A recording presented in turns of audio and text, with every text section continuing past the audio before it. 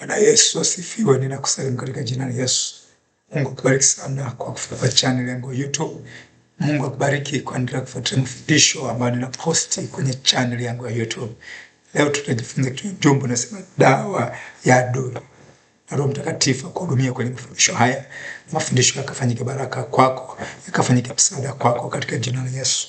Tunaposoma kwenye Mithali 25:21, maandiko yanasema kwamba adui akiwa na njaa mpe chakula.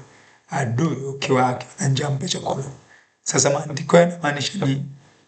Maandiko yanamaanisha kwamba tunataka kushinda ubaya. Tunataka kushinda ubaya kwa wema. Hajalishi adui yako amekufanyia mabaya kiasi gani. Hajalishi adui yako amekufanyia unyama kiasi gani. Dawa ya kumya adui ni kumlipa mema. Ndio njia pekee ambayo unaweza kumsaidia. Lakini kama unataka uendelee na hiyo roho mbaya, kama unataka uendelee kuwafanyia na watu wengine mabaya zaidi, basi mfanyie mabaya kama yeye alivyokufanyia. Lakini Mungu ambaye ana hekima kuliko sisi, anasema kwamba adui akiwa na njaa mpe chakula akiwa na njaa.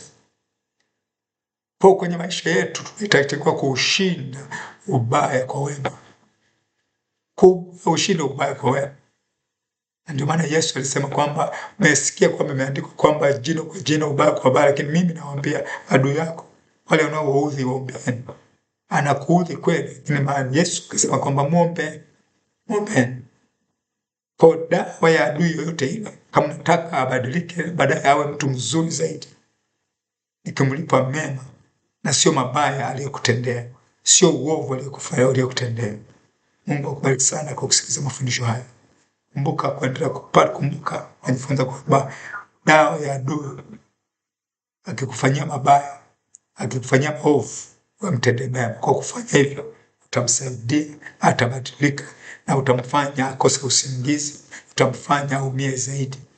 Adui hawezi kuumia kwa wewe kumfanyia ubaya kama yeye alivyokufanyia. Mungu akubariki sana kwa kusikiliza mafundisho haya. Kumbuka ili kuendelea kupata mafundisho yote ambayo nimepost kwa channel yangu ya YouTube, basi usisahau kusubscribe, lakini pia unaweza kushare, unaweza kucomment. Mungu akubariki katika jina la Yesu. Amen.